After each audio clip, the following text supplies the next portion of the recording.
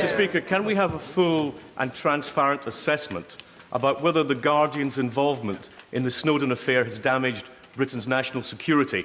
And does my right honourable friend agree that it's bizarre that from some, the hacking of a celebrity phone demands a prosecution, but leaving the British people and our security personnel more vulnerable is opening a debate?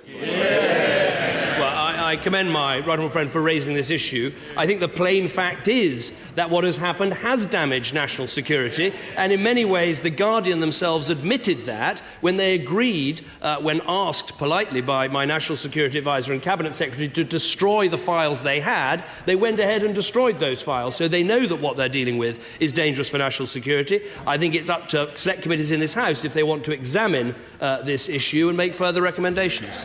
We face real and credible threats to our security from serious organised crime, from the activity of paedophiles, from the collapse of Syria, the growth of ISIS in Iraq, and al-Shabaab in East Africa.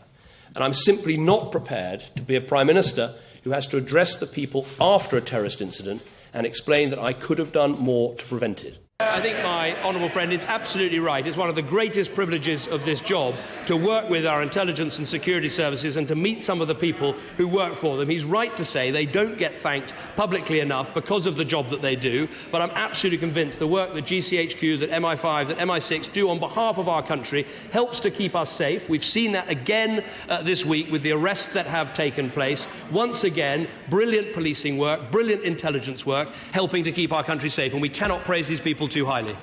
We do live in a dangerous world.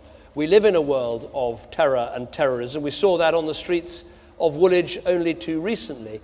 And I think it is right that we have well-funded, well-organised intelligence services to help keep us safe.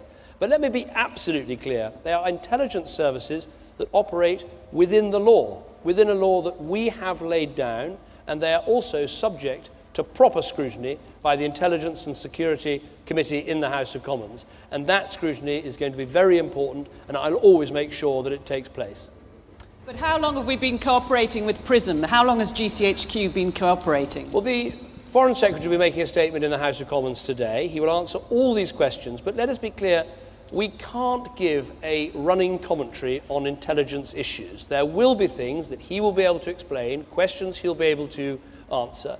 I'm satisfied, as I've said, we have intelligence agencies that do a fantastically important job for this country to keep us safe, and they operate within the law. They operate within a legal framework, and they also operate within a framework of being open to proper scrutiny by the Intelligence and Security Committee. That is what the Foreign Secretary will discuss today in the House of Commons, and he and I, have discussed this matter, will continue to discuss this matter, always to make sure that we are satisfied that they operate properly in our interests and within the law.